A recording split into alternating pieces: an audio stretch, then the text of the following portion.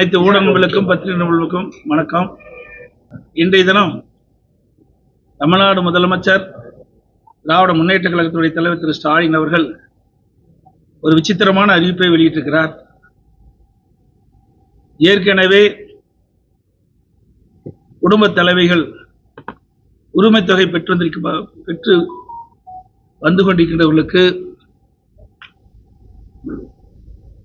பிப்ரவரி மாதம், மார்ச் மாதம், ஏப்ரல் மாதம் 3 மாதத்திற்கு முன்பணமாக 3000 ரூபாய் வழங்கப்படும் என்றும், மேலும் அவர்களுக்கு கோடைகால தொகுப்பு கோடைகால சிறப்பு தொகுப்பு 2000 ரூபாய் வழங்கப்படும் என்ற ஒரு அறிவிப்பை வெளியிட்டிருக்கின்றார். மொத்தம் 5000 ரூபாய் அவர்களுக்கு வழங்கப்படும் என்ற அறிவிப்பை அறிவித்து இன்றைய தினமே அது வழங்கப்பட்டதாக செய்தி வந்துள்ளன. அதில் சில காரணங்களை அவர் தெரிவித்திருக்கின்றார், எதற்காக நாங்கள் வழங்குகின்றோம் என்று. அதுல எங்களையும் மத்திய அரசையும் குறிப்பிட்டு சொல்லியிருக்கிறார். தேர்தல் சட்டமன்ற தேர்தல் வருகின்ற காரணத்தினால் இந்த சட்டமன்ற தேர்தலை காரணம் காட்டி இந்த உரிமை தொகையை நிறுத்தி விடுவார்கள் என்றும் குறிப்பிட்டிருக்கின்றார். இது வடிகட்டிய பொய். ஏற்கனவே 2024ஆம் ஆண்டு நாடாளுமன்ற தேர்தல் நடந்தது. அந்த நாடாளுமன்ற தேர்தலில் உரிமை தொகை பெற்று வந்த குடும்ப தலைவிகள் அனைவருக்குமே அந்த உரிமை தொகை வழங்கப்பட்டது. தேர்தல் நேரத்திலே, நாடாளுமன்ற தேர்தல் நேரத்திலே. அப்படி இருக்கின்ற பொழுது எப்படி இதை நிறுத்த முடியும்? இரண்டாவது, ஒரு அரசு கொண்டு வந்த திட்டம் தொடர்ந்து செயல்பட்டு கொண்டிருக்கின்ற பொழுது ஆன்கோயிங் ஸ்கீம், அதை எப்பொழுதுமே தேர்தல் நேரத்தில் நிறுத்துவது கிடையாது. அந்த அடிப்படையில் தான் 2024ஆம் ஆண்டு நடைபெற்ற நாடாளுமன்ற தேர்தலிலும் அவளுக்கு வழங்கப்பட்டு வந்த உரிமை தொகை குடும்ப தலைவிக்கு தொடர்ந்து வழங்கப்பட்டது. ஆனால் திரு ஸ்டாலின் அவர்கள் தேர்தல் தோல்வியின் பயமாக தேர்தலிலே நடைபெறுகின்ற சட்டமன்ற பொதுத் தேர்தலிலே தோற்று விடுவோம் என்ற காரணத்தினால் இந்த அறிவிப்பை வெளியிட்டிருக்கின்றார். அதுவும் குடும்ப தலைவிக்கு பிப்ரவரி மாதம் தானாக கிடைக்கும், மார்ச் மாதம் கிடைக்கும், ஏப்ரல் மாதம் கிடைக்கும். இருந்தாலும் இந்த 3 மாத தொகையும் முன்பணமாக கொடுத்து அதோட கோடைகால சிறப்பு தொகுப்பு ஒன்று கொடுத்து அவருடைய வாக்குகளை பெறுவதற்காக இப்படிப்பட்ட ஒரு நாடகத்தை அரங்கேற்றுகின்றார். இன்றைக்கு திராவிட முன்னேற்ற கழகம் மக்களுடைய செல்வாக்கு இழந்துவிட்டது.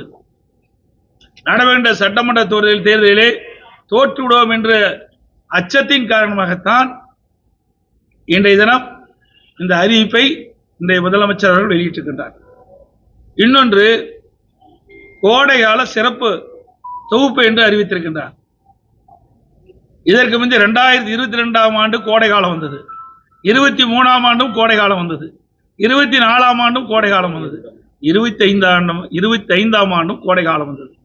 ஆனா தேர்தல் நடக்கின்ற இந்த 26ஆம் ஆண்டு மட்டும் கோடைகாலம் எப்படி கண்ணுக்கு தெரிகிறது இன்றைய முதலமைச்சர் ஸ்டாலின் அவர்களுக்கு? இதிலிருந்து நாம் புரிந்து கொள்ள வேண்டும், இது முழுக்க முழுக்க தேர்தலை மையமாக கொண்டு அறிவிக்கப்பட்ட அறிவிப்பு. அந்த உரிமை தொகை பெறுகின்ற குடும்ப தலைவிகள் படுகின்ற கஷ்டத்தை பார்த்து கொடுக்கவில்லை. திரு ஸ்டாலின் சட்டமன்ற தேர்தலிலே தோற்றுவிடுவோம் என்று அஞ்சித்தான் இந்த தொகையை இந்த மக்களுக்கு கொடுக்கின்றார், அவருடைய வாக்குகளை பெறுவதற்காக.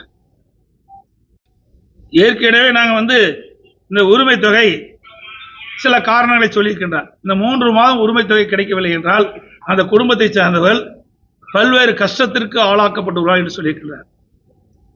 2021 சட்டமன்ற பொதுத் தேர்தலும் போது திரு ஸ்டாலின் அவர்கள் திமுக கட்சியின் சார்பாக தேர்தல் அறிக்கை வெளியிட்டார். அப்பொழுது திராவிட முன்னேற்ற கழகம் ஆட்சி பொறுப்பேற்றவுடன்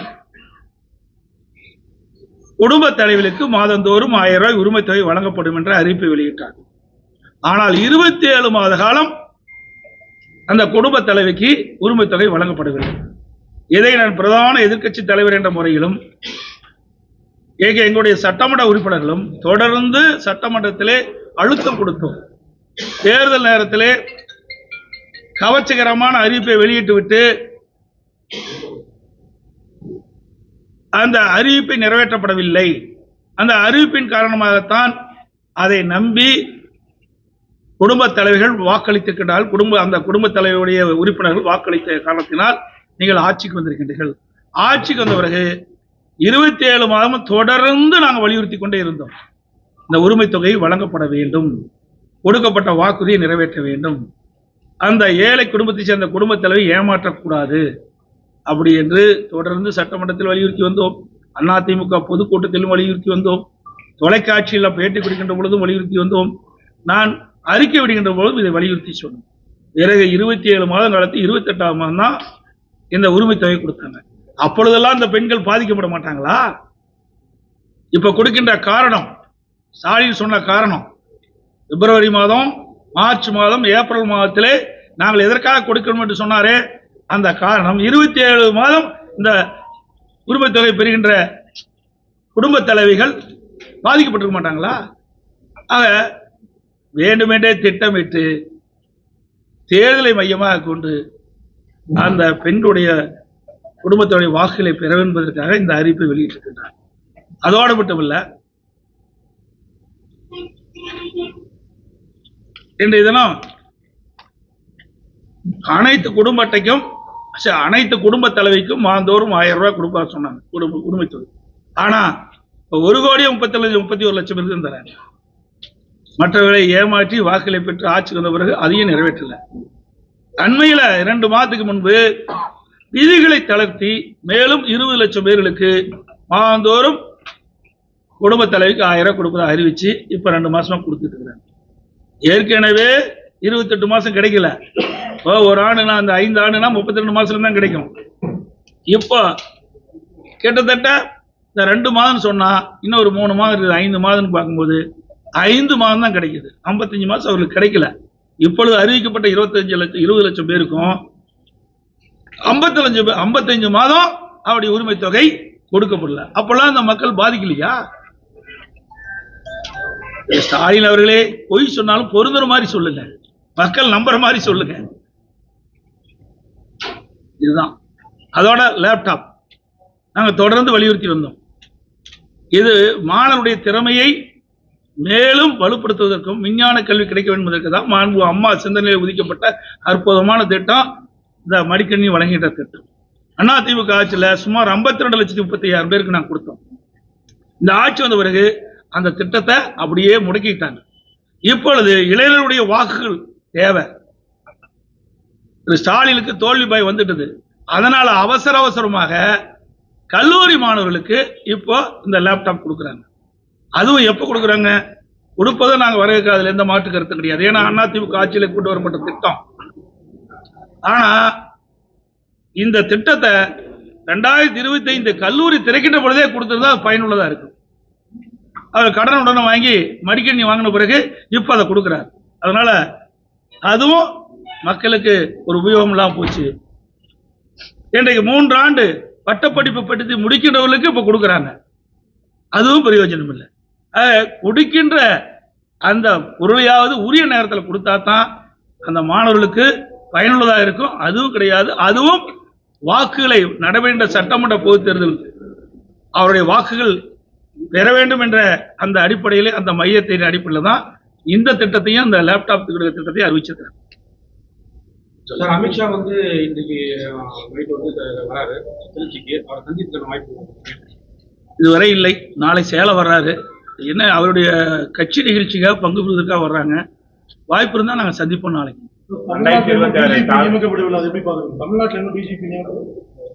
ஏற்கனவே பலமுறை சொல்லிட்டேன். இந்த ஆட்சி நாட்டு மக்களை பற்றி கவலைப்படுவது கிடையாது, வீட்டு மக்களை பற்றி தான் கவலைப்பட்டு ஒரே ஆட்சி திமுக ஆட்சி. இது ஏற்கனவே யூபிஎஸ்சி திராவிட முன்னேற்ற கழகம் அரசாங்கம் அனுப்பப்பட்ட அந்த டிஜிபி பட்டியலில் தான் 3 பேர் தேர்வு செஞ்சு மாநில அரசுக்கு அமைச்சிருக்கிறாங்க. அதுல ஒருவரை நிரந்தர சட்ட ஒழுங்கு டிஜிபி நியமிக்கணும். இது வரைக்கும் நியமிக்கல. இப்படி திறமை இல்லாத அரசாங்கத்தை வச்சுட்டு நாட்டு மக்களுக்கு எங்க பாதுகாப்பு கிடைக்கும்? சட்ட ஒழுங்கு எப்படி பேணி காக்க முடியும்? பிஜேபி தலைவர் நயனா நாகேந்திரன் வந்து அதிமுக ஆட்சி தான் அமையும் சொல்லிட்டாரு. அது அமித்ஷா சொல்லுவாருங்களா? ஏங்க ஏற்கனவே தான் சொல்லிட்டாரு. இன்னும் எத்தனை தடவை தான் கேட்பீங்க? தெளிவா சொல்லிட்டாரு. இன்னும் நீங்க எல்லாம் பத்திரிகையில் தான் வச்சிருக்கீங்க, ஊடக நண்பர்கள். முதல்ல ஐடிசி சோழா ஹோட்டல்ல முதல் பேட்டி கொடுத்தாரு. இந்த பேட்டி பார்த்தீங்களா இல்லையா? பார்த்தீங்களா இல்லையா? அது என்ன சொன்னாரு? அனைத்து இந்திய அண்ணா திராவிடம் தேசிய ஜனநாயக கட்சி கூட்டணி அமைச்சிருக்குது. இந்த கூட்டணிக்கு அதிமுக தான் தலைமை தாங்கும், அதிமுக தான் ஆட்சி அமைக்கும், எங்களுடைய கூட்டணி முதலமைச்சர் வேட்பாளர் இபிஎஸ். தெளிவா சொல்லியாச்சு. இதுக்கு மேல எத்தனை தடவை தான் திருப்பி இதே கேள்வி கேட்காதீங்க தயவு செய்து. இதெல்லாம் ஏற்கனவே முடிந்தது. 4-5 மாதத்துக்கு முன்பாகவே இதற்கு உண்டான பதில் கொடுக்கப்பட்டு விட்டது. இன்னும் சில கட்சிகள் வரும். அப்படியெல்லாம் எதுவுமே சொல்ல முடியாது. எந்த கட்சி எங்க இருக்குன்னு தேர்தல் அறிவிப்பு வெளியான பிறகுதான் சொல்ல முடியும். எங்க கூட்டணியில இன்னும் சில கட்சிகள் வருவதற்கு வாய்ப்பு உள்ளது. தேமுதிக நிலைமை இன்னும் சில கட்சிகள் வருவதற்கு வாய்ப்பு உள்ளது. தமிழக முதல்வர் நாளைக்கு திருப்பத்தூர் வராரு. இந்த நிலையில ஏற்கனவே நம்ம கட்சியில் இருந்த தொழிலாளர் நலத்துறை அமைச்சர் அந்த கட்சியில போய் சேரதா ஒரு பரவல். இதை பத்தி அவர் ஏற்கனவே கட்சிக்கு போய்த்தானே வந்தாரு. ஏற்கனவே அதிமுக இருந்து திமுக போயிட்டு தானே மறுபடியும் இங்க வந்தாரு. தொழிலாளர் நலத்துறை அமைச்சர் ஏற்கனவே அந்த அம்மா திமுக போயிட்டு தாங்க மறுபடியும் அதிமுக வந்தாங்க. அதனால மீண்டும் திமுக போறது ஒண்ணும் புதுசா ஒண்ணும் கிடையாது. அதனால அதிமுக எந்த பாதிப்பு இல்லை. தமிழகத்துல தொடர்ந்து கனிம வளங்கள் கொள்ளையடிக்கப்பட்டு வருது. இது குறித்து பொதுமக்களோ மற்றவர்களோ புகார் அளிச்சா அரசு அதிகாரிகள் எந்த ஒரு நடவடிக்கை எடுக்கிறது இல்ல. இதை பத்தி உங்களோட கருத்து? நாங்க தெளிவா சொல்லிட்டோமே. நேற்றைய தினம் உங்களுக்கு பார்த்துருப்பீங்க. 2 நாளைக்கு முந்தி எங்களுடைய கரூர் மாவட்ட செயலாளர் திரு விஜயபாஸ்கர் அவர்கள் நேரடியா அந்த கனிம வள கொள்ளை நடக்கின்ற இடத்துக்கே போய் அங்க இருக்க கிட்டாச்சி மேலே ஏறி போட்டோ எடுத்து அங்க இருக்கின்ற காவல்துறை அதிகாரிகளை வரவழைச்சு 5 ரீச்சில் நடக்குது. ஒரு நாளைக்கு ஒரு ரீச்சில் 600 லோடு மணல் போகும். 3000 லோடு மணல் தொடர்ந்து போயிட்டு இருக்குது. எந்த அதிகாரிகளும் கண்டுகொள்ளவில்லை. மாவட்ட ஆட்சி ஆகட்டும், அல்லது காவல்துறை கண்காணிப்பாளராகட்டும், அந்த பகுதியில் இருக்கின்ற வருவாய்த்துறை அதிகாரிகள், காவல்துறையில் கண்டுபிடிக்க பார்க்கறதே கிடையாது. அவர்கள் எல்லாம் அவர்களுக்கு பாதுகாப்பா இருக்கிறாங்க. அதிமுக ஆட்சி மலர்ந்த உடனே இந்த கனிம வள கொள்ளையில யாரெல்லாம் ஈடுபட்டார்களோ, அதற்கு யாரெல்லாம் துணை போன அதிகாரி இருக்கின்றார்களோ அவர் மீதுல சட்டப்படி நடவடிக்கை எடுக்கப்படும். 2026 தமிழக வெற்றி கழக வருகை யாருடைய வாக்கு சார்? இன்னும் ஒரு தடவை கூட தேர்தலையும் அவர் சந்திக்கலையே. தேர்தலை சந்திச்சா தானே தெரியும். தேர்தலை சந்திக்கிறதுக்கு முந்தி யாரையும் கண்டுபிடிக்க முடியாது. இன்னைக்கு நம்ம தமிழக வாக்காளர் பெருமக்கள் விழிப்புணர்வுடைய யாருக்கு வாக்களிக்க வேண்டும் என்று நன்றாக தெரியும். எந்த ஆட்சி வந்தா நாட்டு மக்களுக்கு நன்மை கிடைக்கும் என்பதும் தெரியும். இன்னைக்கு அதிமுக 31 ஆண்டுகாலம் ஆட்சி புரிந்த கட்சி, பொன்விழா கண்ட கட்சி. இந்த கட்சியில் தான் இன்னைக்கு தமிழகம் இந்த அளவுக்கு இந்தியாவிலே உயர்ந்த நிலையில் வருவதற்கு காரணமே அதிமுக தான். இன்னைக்கு அதிமுக ஆட்சியுடைய வரலாறு நாட்டு மக்களுக்கு தெரியும். அதிமுக ஆட்சியில இன்றைக்கு மாணவர்களுக்கு கொடுக்கப்பட்ட பல நன்மைகள் நன்றா தெரியும். எத்தனை கல்லூரியில் நாங்கள் திறந்திருக்கிறோம், எத்தனை மாவட்டத்தை நாங்கள் உதயமாக்கி இருக்கிறோம், எத்தனை தாலுகா திறந்திருக்கிறோம், எத்தனை மருத்துவக் கல்லூரி, சட்டக்கல்லூரி, இப்படி எல்லா வகையிலும் அதிமுக ஆட்சியில தான் நாட்டு மக்களுக்கு நன்மை கிடைச்சிருக்கு. சேலத்துல சத்தமும் பேசிக்கிட்டாரு. அம்மா வளர்த்த கட்சியும் எம்ஜிஆர் வளர்த்த கட்சியும் சரண்டர் ஆயிடுச்சு. ஏங்க அவருக்கு என்னங்க தெரியும்? ஒரு நிகழ்வு நடந்தது, நான் சொல்லக்கூடாது, திருப்பி கேட்கறதுனால சொல்றேன். ஒரு பிரச்சனை நடந்தது, 72 நாட்கள் வீட்டை விட்டே வரல. ஏன் விஜய் வீட்டு வரலைன்னு சொல்றாங்கிறாங்க. ஒரு தலைவரானா கேட்கத்தான் செய்வாங்க, அதுக்கு பதில் சொல்லி தான் ஆகணும். நீங்க எத்தனை கேள்வி கேட்குறீங்க? திருப்பி நான் பதில் சொல்ல கூட திருப்பி கேட்குறீங்களா? ஒரு கட்சி துவங்கி விட்டா அந்த கட்சியில நிருபர்கள் கேட்கின்ற கேள்விக்கும் மக்கள் கேட்கின்ற கேள்விக்கும் பதில் சொல்வது அந்த கட்சியுடைய தலைவருடைய கடமை. ஆனா அந்த கடமை செஞ்சிருக்காரா? 15 நாள் அலுவலகத்தை மூடிட்டு போயிட்டாங்கல்ல. அப்புறம் எங்க போய் கட்சி நடத்தி மக்களுக்கு நன்மை செய்ய போறாங்க? ஒரு பிரச்சனையை சந்திக்கக்கூடிய திறன் கூட அவருக்கு இல்லையே. ஆனா நாங்க யாரையும் குறை சொல்லல. எல்லா மிகப்பெரிய ஜனநாயக நாடு இந்தியாவில். யார் வேணாலும் கட்சி துவங்கலாம், அந்த கட்சிக்கு தலைவராகலாம், மக்களை சந்திக்கலாம். மக்கள் தான் எஜமானர்கள். மக்களுக்கு கொடுக்கிற தீர்ப்பு தான் இறுதியான தீர்ப்பு. எங்களை பொறுத்த வரைக்கும் நிறைய செஞ்சிருக்கிறோம். நெஞ்ச நிமித்தி மக்கள்கிட்ட போய் சொல்றோம். ஏன் உங்க மாவட்டத்திலேயே இந்த இடத்துல வந்துட்டு இருக்கும்ல, இது புதிதாக தொடங்கப்பட்ட மாவட்டம் தானே. அடித்தட்டு மக்கள் அதிகமான வாக்கு அதிமுக எப்பவுமே. அதிமுக வாக்குகள் அந்த அடித்தட்டு மக்கள், தலித் மக்கள், இஸ்லாமியர் வாக்குகள் பிஜேபி சேர்ந்ததுனால இது வருமா உங்களுக்கு? எங்களை பொறுத்த வரைக்கும் அதிமுகவை பொறுத்த வரைக்கும் ஜாதிக்கும் மதத்துக்கும் அப்பாற்பட்ட கட்சி. நல்லா புரிஞ்சுங்க, பாருங்க எத்தனை பேர் ஜாதி இருக்கிறாங்க, எத்தனை மதத்தை தேர்ந்தெடுக்கிறாங்க. அதிமுகவை பொறுத்த வரைக்கும் ஜாதிக்கும் மதத்திற்கும் அப்பாற்பட்ட கட்சி. எங்களுக்கு ரெண்டே ஜாதி, ஆண் ஜாதி பெண் ஜாதி, 2 ஜாதி தான் எங்க கட்சிக்கு இருக்குது. அதனால இந்த ஜாதி பத்தியோ மதத்தை பத்தியோ நாங்கள் எப்பொழுதும் முன்னிலைப்படுத்துவதே கிடையாது. மக்களுக்கு என்ன தேவை, அதை எப்படி செய்யணும், அதுதான் எங்களுடைய தலையாய்க்கணுமோ, அதுதான் எங்களுடைய தலைவர்கள் எங்களுக்கு பயிற்சி கொடுத்த வழி. இன்னைக்கு என்ன தேர்தல் அறிவிப்பு? ஏற்கனவே 10 அறிவிப்பு கொடுத்துட்டு ஏற்கனவே பல அறிவிப்புகள் கொடுக்கப்பட்டு விட்டது. புரியுதுங்களா? அப்பப்போ வரும் அறிவிப்பு. ஆனா இப்பதான் ரெண்டு கட்டமா அறிவிப்பு கொடுத்துருக்கோம். இந்த அறிவிப்பை பார்த்து பயந்துதான் ஸ்டாலின் இப்போ ஒரு விசித்திரமான அறிவிப்பை வெளியிட்டிருக்காரு. நாங்க கொடுக்கப்பட்ட இந்த 2 கட்ட அறிவிப்புகள் அனைத்து இந்திய அண்ணா திராவிட முன்னேற்ற கழகத்தின் சார்பாக நடைபெறுகின்ற சட்டமன்ற பொதுத் தேர்தலில் அதிமுக வெற்றி பெற்று வந்தா என்னென்ன அறிவிப்புகள் நிறைவேற்றும் என்று நாங்கள் அறிவிச்சோம். அதை அறிவிப்பை பார்த்து பயந்து இப்பொழுதுதான் ஒரு விசித்திரமா ஒரு அறிவிப்பை வெளியிட்டிருக்காரு. கோடைக்காலம் அனைத்துக்கும் பொதுவான கோடைக்காலம் அவர் குறிப்பிட்டவங்களுக்கு தான் கொடுக்குறாரு. கோடைக்கால சிறப்பு தொகை அனைவருக்கும் வழக்கத்தை நீங்க வலியுறுத்துவீங்களா? சார், அவருக்கு ஏதோ ஒரு காரணத்தை சொல்றாரு. நீங்க அதுல போய் உள்ள போது கேட்கறீங்களா? எனக்கு அதெல்லாம் சொல்லிட்டேன். கோடைக்காலம் இப்பதான் வந்ததா?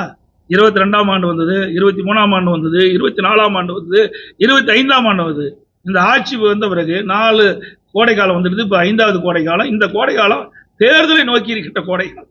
அதனாலதான் இந்த காரணத்தை சொல்லி அவள் இந்த அறிவிப்பு கொடுத்துருக்காரு. பாராளுமன்றத்தில் பெண் காங்கிரஸ் எம்பிகள் நடந்து கொண்ட விதத்தை பற்றி சார், அது முழுமையா எனக்கு தெரியாது. படத்தை பார்த்து நான் பார்க்க, அங்க நடந்த நிகழ்வுகள் இன்னும் தெரியாது. ஆனா அப்படிப்பட்ட ஒரு சம்பவம் நடந்தது அது தவறு.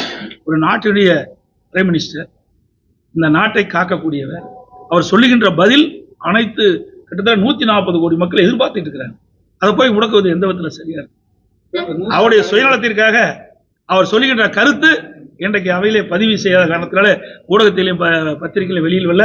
நாட்டு மக்களுக்கு என்ன அவர் பதில் சொல்வார் என்று எதிர்பார்த்துட்டு இருந்தாங்க. அதை இவர்களால் கெடுக்கப்பட்டு விட்டது. பத்திரிகையாளர்களுக்கு இந்த ஆட்சியில எந்த ஒரு செய்தியை சேகரிக்க போனாலும் அதனால நிறைய த்ரெட்டிங் வருது. அதை நீங்க எப்படி பாக்குறீங்க? இதுக்கு என்ன காரணம்னா, மூல காரணமே நீங்க தான். நீங்க சரியான முறையில ஒளிபரப்பு செஞ்சு சரியான முறையில செய்தி வெளியிட்டீங்களா?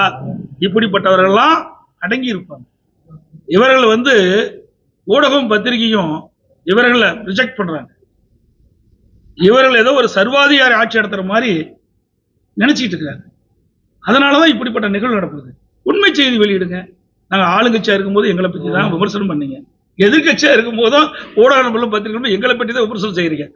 விமர்சனம் செய்யுங்க. நாங்க அதெல்லாம் கவலைப்படுறதே கிடையாது. எங்களை பொறுத்த வரைக்கும் எங்களுடைய தலைவர்கள் காட்டிய வழியில் நாங்கள் சென்றுட்டு இருக்கிறோம். ஆனா திமுக அப்படிப்பட்ட கட்சி அல்ல. முதல் ஊடக நண்பர்கள் பத்திரிகை புரிஞ்சுக்குங்க. தவறு இருந்தா தவறு உடனே சுட்டி காட்ட வேணும். நேற்றைய தினம் நினைக்கிறேன், எங்களுடைய முன்னாள் அமைச்சர் எனக்கு நேரடியாக களத்துல போய் கனிம வேலை கொள்ளைய பாக்குற எல்லா ஊடகத்திலும் திருப்பி காட்டுங்க. அப்பதானே அவர்கள் பயப்படுவாங்க. செய்கின்ற ஊழல் மக்களுக்கு தெரிவிக்க வேணும். அந்த கடமை ஊடகத்துக்கு பத்திரிகை இருக்குது. அப்படி காட்டுகின்ற பொழுதுதான் அவர்கள் பயப்படுவாங்க. இல்லை என்றால் அதில் அடிக்கின்ற கொள்ளையை வைத்து, அதில் செய்கின்ற ஊழல் மூலமாக வருகின்ற பணத்தை வைத்து இன்றைக்கு இப்படி அடக்குமுறையெல்லாம் இன்றைக்கு செஞ்சுக்கிட்டு இருக்கிறாங்க. இன்னைக்கு பத்திரிகையாளர் அடிக்கிறது, போய் பத்திரிகையாளர் படம் பிடிக்க போனால் அவர் கேமரா கொடுக்கறது, கேமரா உடைக்கிறது, பத்திரிகையாளர் தாக்குவது, இதெல்லாம் என்ன காரணம்? ஆக இவர்கள் சுதந்திரமாக கொள்ளையடித்துக் கொண்டிருக்கின்ற காரணத்தினால அவரை தடுக்க போனா இப்படிப்பட்ட நிகழ்வு நடக்குது. இதற்கு நீங்க ஊடகங்களும் பத்திரிகை நிபுணர்களும் அவ்வப்போது திமுகவில் நடைபெறுகின்ற இந்த முறைகேடுகளை படம் பிடித்து மக்களுக்கு காட்டினால் உங்களுக்கு மக்கள் பக்க பலமாக இருப்பாங்க, நாங்களும் பக்க பலமாக இருப்போம்.